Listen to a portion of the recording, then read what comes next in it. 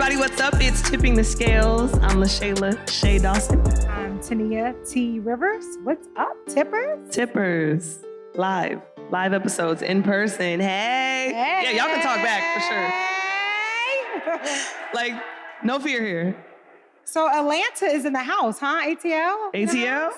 I'm a Philly girl, but I'm starting to get grounded, get a little ATL roots. I love it here.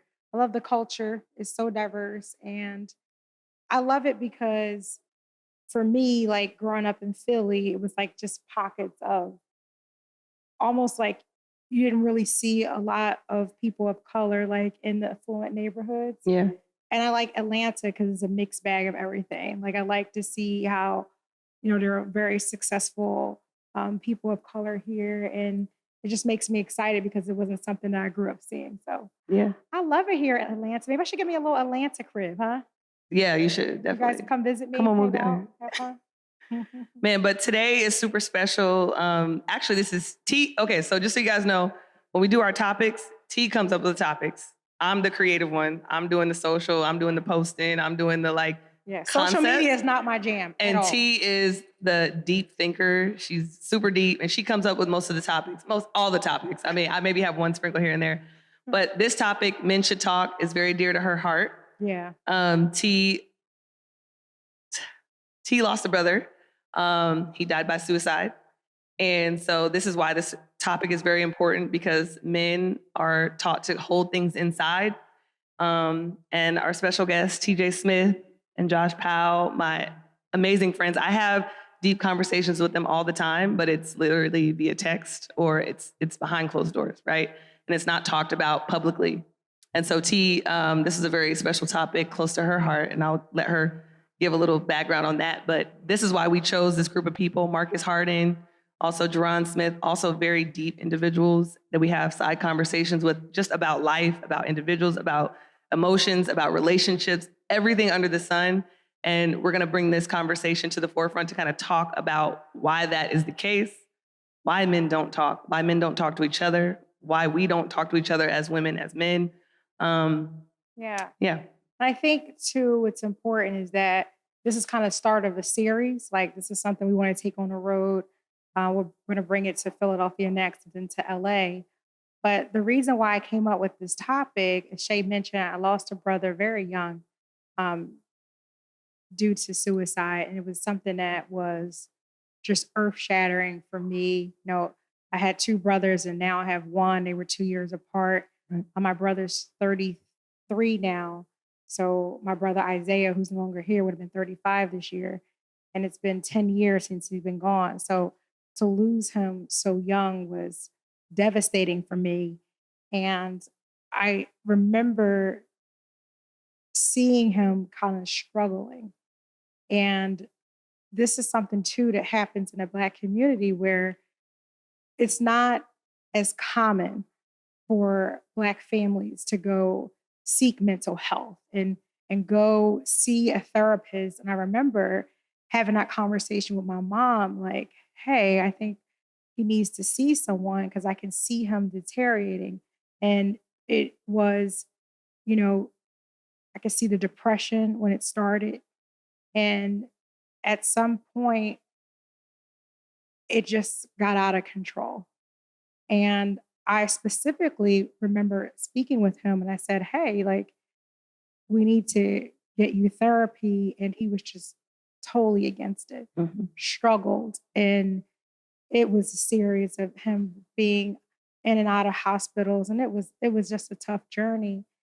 And if it was one thing I could change, I wish that we would have started having those conversations. And, we grew up, very tough times. I grew up in a tough part of Philly and my parents worked night and day. And then my dad was caught up in the crack epidemic where he was gone on drugs, on crack for a long period of time. So as my mom struggling, working 2 jobs and me staying home, taking care of the boys. And it wasn't something that we just did. We did not talk about our feelings. We didn't talk about anything. And I said to Shay, I said, we need to have a platform where we can talk to men allow them to be vulnerable, because I don't know, sometimes it's society allows them to be vulnerable. We have these stigmas that comes along with men and what we expect them to be, but they're human beings and they have real feelings. Yeah. And I want to start this series where we can allow men to talk, give them the platform to share some of the things that they may not share on a regular basis. So really excited to kick this off and thank the two of you for one, being vulnerable, because I know that's something that maybe doesn't happen naturally. So, but we really appreciate the two of you being here with us tonight. Thank you. And I just want to start by having you guys introduce yourselves. TJ, just give a little background, where you're from, how we know each other, and yeah, just give a little background. And Josh, also the same, although you don't need much introduction. Yeah, go first. Hello, everyone. Shay just said my name is TJ Smith. First question, you said I'm from Lawrenceville, Georgia, on the north side of Atlanta. The North, is that what they call it? Absolutely. Absolutely. Shout out to the North. Oldest kid in my family of three, former college quarterback, grew up in a, well, I don't want to dive into, I think I just want to be a question later. Do what you do. Do what you do. Grew up in a very loving home. Yes. So some of these topics aren't unfamiliar to me because we had outlets growing up. So That's I don't think tremendously thankful for So my they exist. upbringing and my family. So yeah, they do exist. Yes. Shay is a great friend of mine that we met through a mutual friend in the basketball realm. One of my former close friends, a former NBA player. We shared a friend, and we met, formed our own relationship, and it's been history ever since. Awesome. Love it. And Josh, please introduce yourself. Josh Powell, two-time NBA champion. Before I get into anything, I just want to say thank you to Heavenly Father and Mother for this opportunity to be here. Amen. Amen. My name is Josh Powell. I'm from the south side of Atlanta. Grew up in College Park / Riverdale. I grew up in dysfunction. That's my norm. And but I have an amazing mother who did her best. My grandparents did their best. And I went on to NC State, in which played 2 years, went on to pursue my dreams, playing professional for 20. And I now work for the National Basketball Players Association. I know Shay through my old lady. That's the connect. And, I'm just in this phase of my life. I just turned 40 a week ago, but I'm on a mission to serve. So and everything that I want to do is just purpose-filled, purpose-driven. And I just want to be able to give back, you know what I mean, and show love and bridge the gap and bring people together. Yeah. So thank And you for what's the your old lady's opportunity. name? Because I got to give her a shout out because Litab. Latab. Latab. Yeah.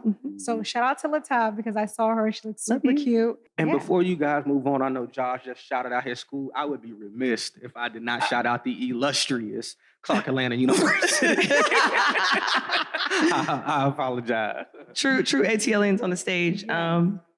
Yeah, T, I think you should kick it off because I just think that this topic is something that you've been kind of literally cultivating since we got here. So Yeah. you kick it off. Yeah.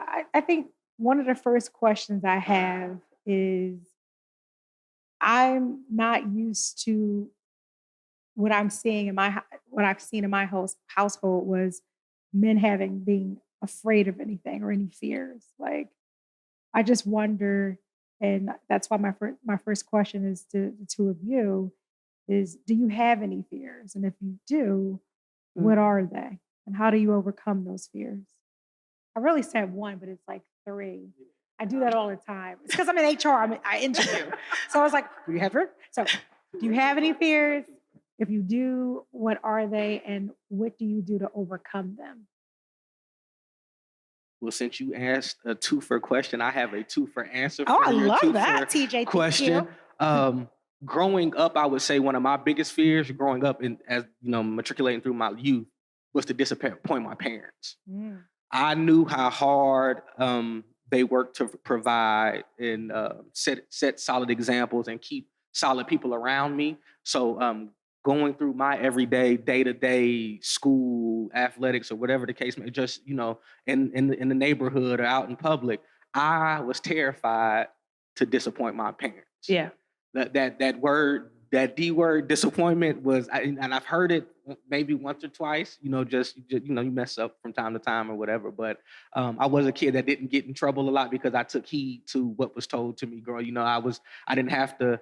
Somebody told me the stove was hot. I didn't have to go touch the stove to find out. I To know listened, that, or yeah. I learned from maybe a sibling getting in trouble or a friend. I learned from other people's mistakes and failures and things of that nature. So I will say that growing up, my fear growing up as a child in my youth was I did not want to disappoint my parents. Now in my adult life, I would say one of my biggest fears is having children of my own, not wanting to let them down. Wanting to be the example that I know that I'm capable of being, to lay that foundation for my children to be able to follow in my footsteps going Do you forward. have any children? I have two.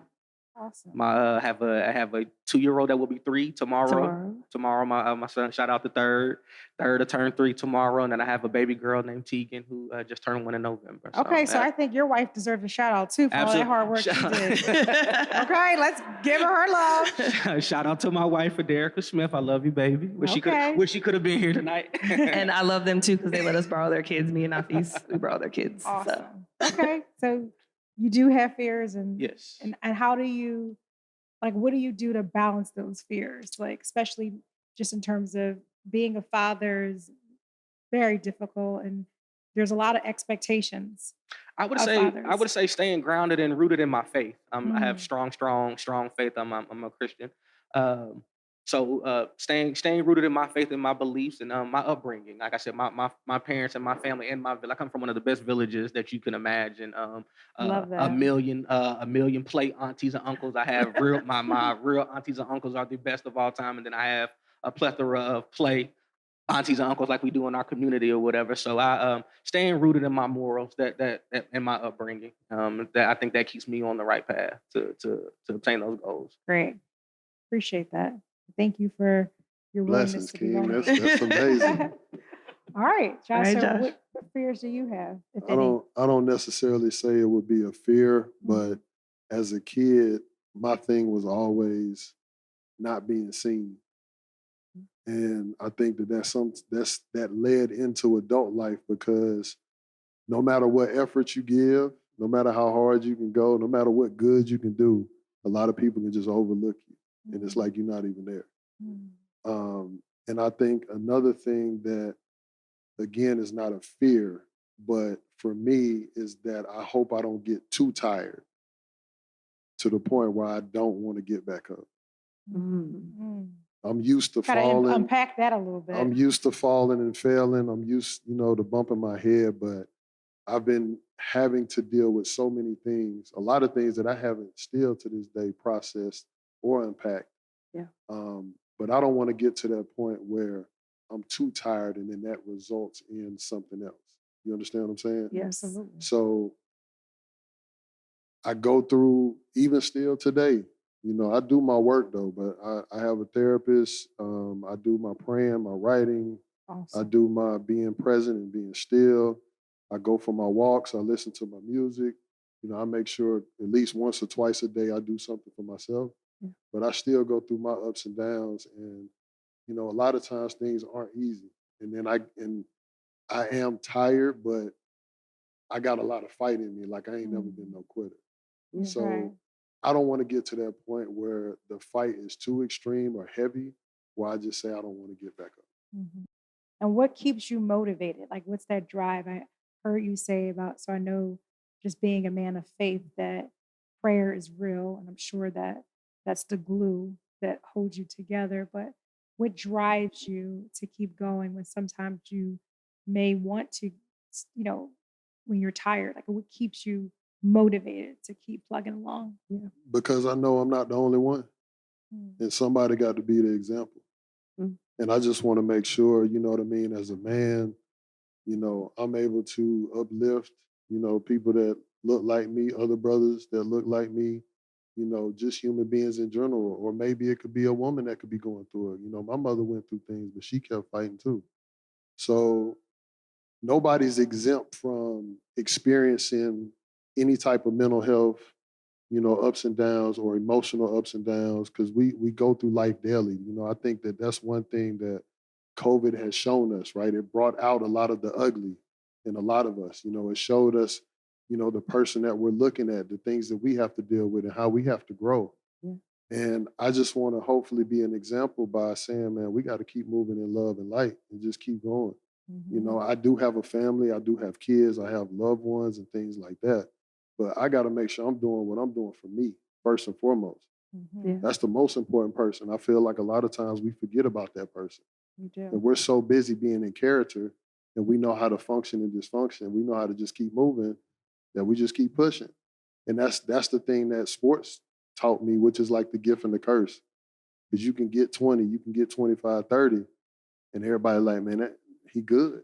Ain't nothing wrong. But it's a lot of athletes, it's a lot of entertainers, it's a lot of teachers, it's a lot of people that are going through life and experiencing things, but because on the outside they look like everything 100, people just, bypass them and they just keep it pushing. Yeah. Yeah. That's so true. So I kind of want to go back to childhood and how we get to where we're at, right?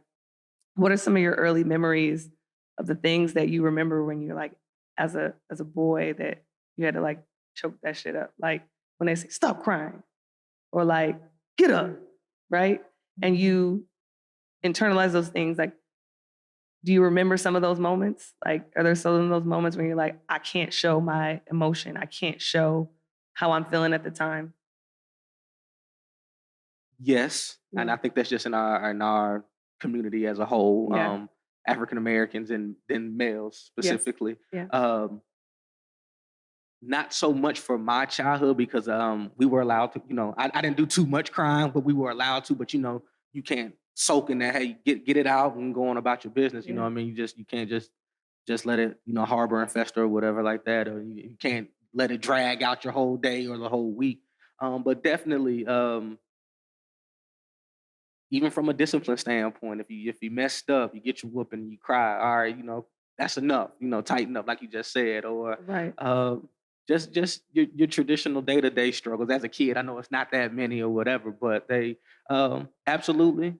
But again, my upbringing allowed me to. I was able to express myself for the most part, but it was a cap on it. Like don't let it. Don't play drag out. it out. Yeah, don't drag it out Right. for too long. Yeah. Right. What about you? God bless you, brother. I think that a lot of times for me, with an exception of like my grandparents, but because I bounced around a lot early, and like my mom had to like give me up because she had to get herself together. Like she had to get her life in order. Yeah. But when I lived with my grandparents, it was like more of that militant. Like I was working at 8, 9 years old. Pull your pants up, don't listen to that type of music, type of thing. But when I got back with my mom and she was remarried and having stepbrothers, the voice was silenced because. What do you mean? So like if I wanted to say something, I was threatened. I got picked on, they took my stuff, it was like all of that, but it was like, you better not. So it was like either the physical threats or the mental and emotional play where it's like, you can't come around us or you can't kick it with us. Okay. So then my voice was eventually silenced. So you needed to be accepted in order to be able, you had to silence yourself in order to be accepted. But it wasn't even the exception thing that I was looking for. I really didn't know what type of time they was on. Yeah. So then didn't it trust. went from that to I got pushed to a point that it could have ended up bad because I grabbed my mama's weapon and I put it to my stepbrother's head and pulled the trigger. Oh, wow. And luckily it wasn't fully loaded. She had a revolver, and luckily it wasn't fully loaded. How old were you? 10. Damn. Wow. And I remember that like it was yesterday because for me, I do have I can have a temper when I'm pushed. Yeah. Like, cause again, like you get to that point where you so tired, like, bruh, chill. Yeah. And then people feel like you can't be on that type of time, but I can definitely be on that type of time. Yeah. But I've been doing so much work, you know what I mean, to Yes, you stay have. away from that and be out the way. But growing up for me, like, that's what that was. And then I found Survival. sports. Yeah, Survival mode. sports definitely saved me for sure. Yep. Yeah. Yep. TJ, what do you feel your role is as a man and as a father? What is your role? To keep it short and brief, to lead and provide, to Mhm. set us an example.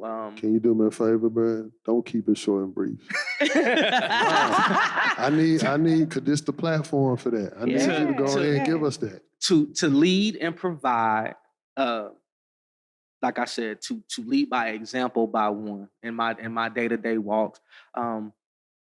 Everybody makes mistakes and, you know, fall short of God's glory or whatever, but being able to acknowledge that, not being self-righteous, that like to feel as though I'm never wrong, or, you know, everything I am doing is right.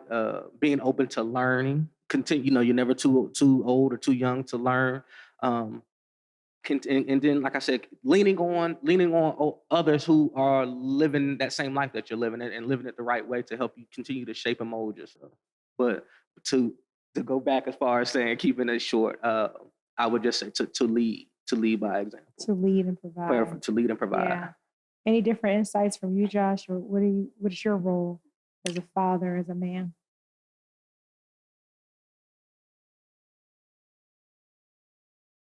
So many ways to answer, but be loving, kind, nurturing. Men are nurturers too. I love that you said Say that that. again. Say that again. Men are nurturers too. Yeah. To be respectful, to be understanding, to be transparent, to be vulnerable, to apologize, Mm. you know, to admit your wrongs, take accountability. Wifey, you writing all this down? Uh, Hold them accountable when they fall short. Being responsible, you know, being somebody that's real. And what I mean by that is not on no street stuff or anything like that. I think that showing yourself, a lot of us don't want to do. We want to protect that part and that piece of us. Yeah. But sometimes when you open yourself up like that, you know, that's a place of power. And it's kind of like, in a sense, I keep talking about this, like I've said this over and over again, but it's like 8 Mile, right? When Eminem in the last battle rap with Papa died. And it was like, what else you gonna say if I go ahead and expose myself first and foremost? And it took everything, like grabbing your story and not letting nobody else tell it is a very beautiful and powerful place to be in. And for me, I'm not trying to be perfect. Like I wanna be able to just live my life and just grow. But I want to be able to show throughout that process the good, the bad, the ugly, the whatever, because I think that's real life. You know what I mean? Like nothing that we endure is going to be perfect. It's not going to go the way that we want. And, you know, a lot of times those bumps and bruises are the necessary lessons that elevate us into those blessings. So for me, you know, as long as I'm okay with the person that I look at, you know, I'm fine with that. I've gotten to that point.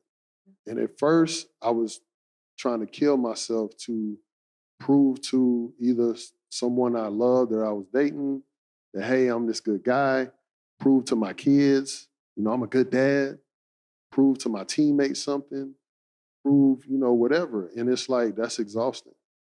And that comes from childhood, Yes. not being seen, right? You always feel like you got to show something. You got to, Yeah. And I had to get out of that. I had to get out of that fast, you know what I mean? Because that was leading me nowhere. And it was just more, it was so exhausting. The rejection, you know, and then you start having resentment. You start feeling some type of way because you like, man, like, y'all don't see me unpacking. Y'all don't see me showing up and trying to be the best that I could be. And you still dragging me through the mud. Right. And it's hard. It's very hard. Yeah. Very good answers. Ooh.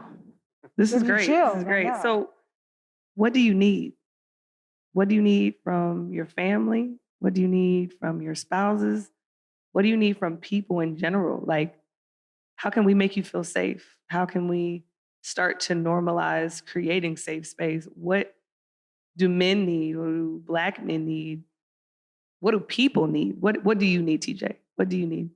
Genuine love, understanding. I think open dialogue is a great tool. Just sitting down and just being open and being transparent about everything, just laying out all your cards, all your dirty laundry, if you will, and just having those tough conversations that you may not want to have, but you need to have. From A through Z, just a like I said, a plethora of different topics, but genuine love and understanding. I believe wholeheartedly, if you have that in a partner, family member, friend, it's easy to open up and to lay it out and to discuss those and vice versa for them to do that for you and bounce those ideas and Yeah. those conversations off.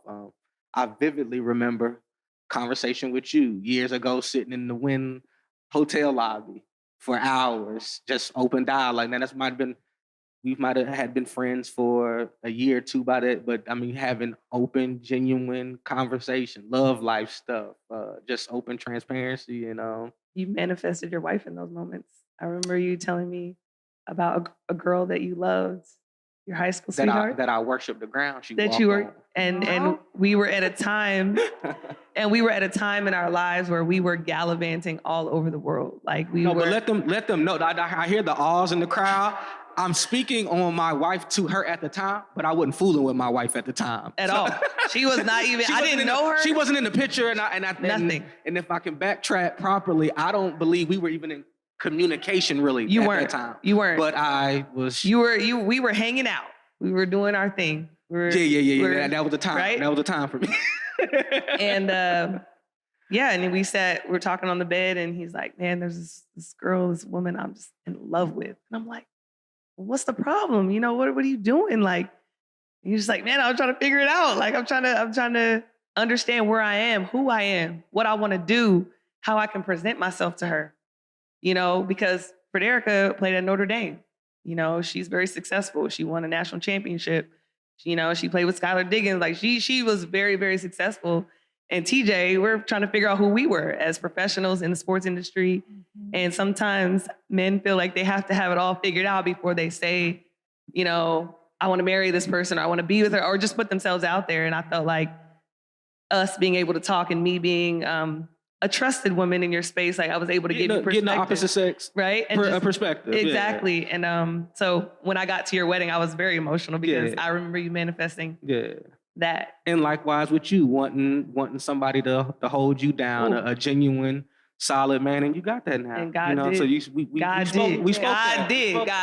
Thank you. Shout out to Feast. That's my guy. Hey, Feast.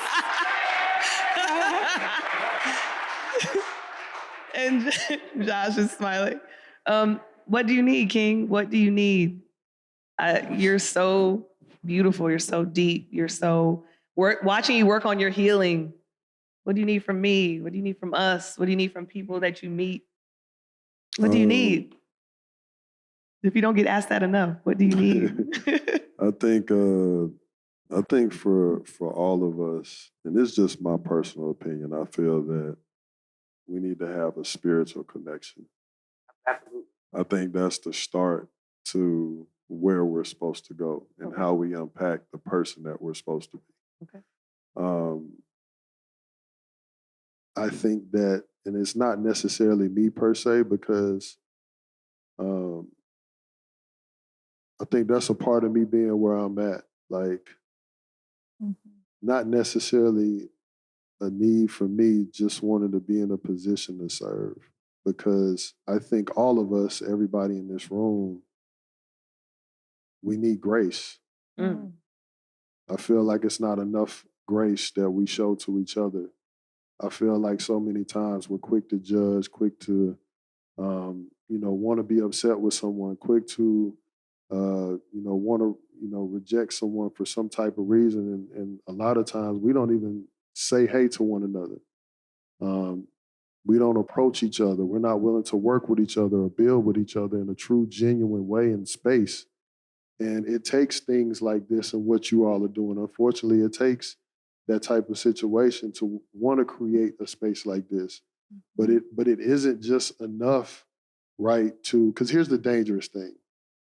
We can say, let's give men this space, right? And we'll do that publicly, and then privately, we'll bash, we'll disrespect, we'll do certain things behind closed doors. Mm-hmm. And a lot of times, most men don't see or can't pick up on that type of energy. But it's things that are being put out there that can shame a man, make a man feel guilty, that can make him feel like he's not worth anything. You know what I mean? Like, my situation is very unique, right? Going off script a little bit, but I didn't plan it this way, but I have, multiple kids by different women, right? And again, I didn't script this thing like that. I promise you, if I could have it a different way, I would. But that's not my story. Yep. And I can use my story to help somebody else to say, like, look, That's this right. ain't it. Yeah. Mm-hmm. But because of that, right, there's this dynamic. And again, I want to salute my old lady, because I know it's not easy, being that the energy that I face, some of the things that I've done, decisions that I've made. But I can appreciate her for her positivity and for her being someone to uplift. You know what I'm saying? Mm-hmm. Because on a daily, the negativity and the text messages that I get and the phone calls that I receive, it's just unnecessary. I'm not perfect. Don't get me wrong, but I'm on my growth track, and I wish I can have the Kevin Hart type of co-parent, or some of these other folks that I think that's a person with money, like big money, that they could just, everybody cool. We all in Lambos and we chilling on the boat. Like I wish that. I'm sorry, no other vagina coming with me on my trip. But no, that's real. But in my situation, if your vagina right? at your house, I take mine. For my kids, this is what I'm saying. welcome But it. for the kids, it's like they need to see that. Yeah. They need to see me and their mother I want that. on a good spec, because that's want that. grown. Yeah. That's all I'm saying. It's grown. Yeah. Whether it's a trip, whether we go to the crib and have dinner, they come to ours, Yeah. whatever that looks like. Graduation, I'm just birthday. saying it's grown. Yeah. Instead of it just being like, got to go to the game.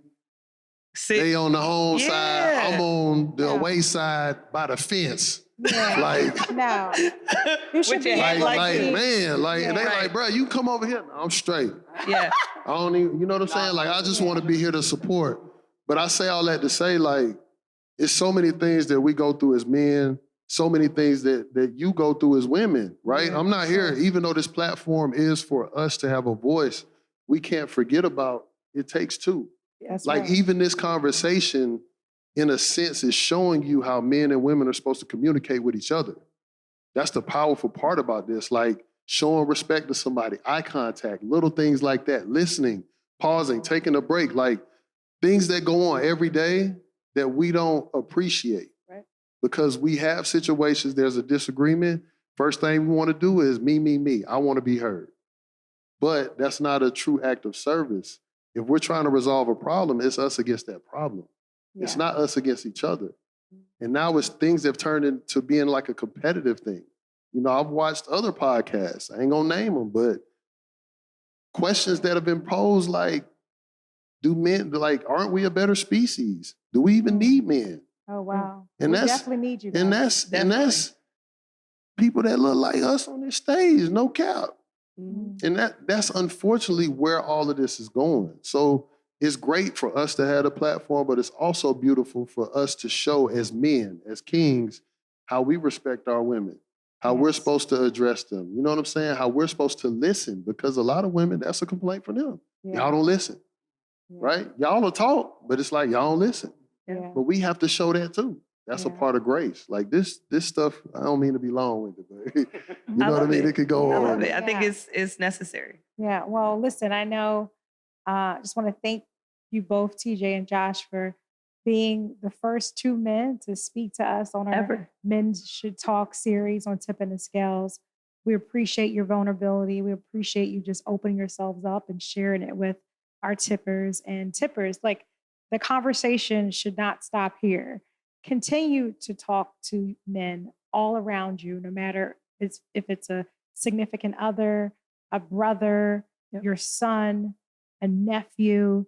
We have to continue to have the dialogue that's necessary because at the end of the day, we're one community as humans supporting one another. So let's not let our journey of discovery and talking things out stop here. So thank you both for being on our pod today. And thank you, Tippers, for following Tip in the Scales wherever you get your podcasts. We appreciate you. Thank you. Thank you.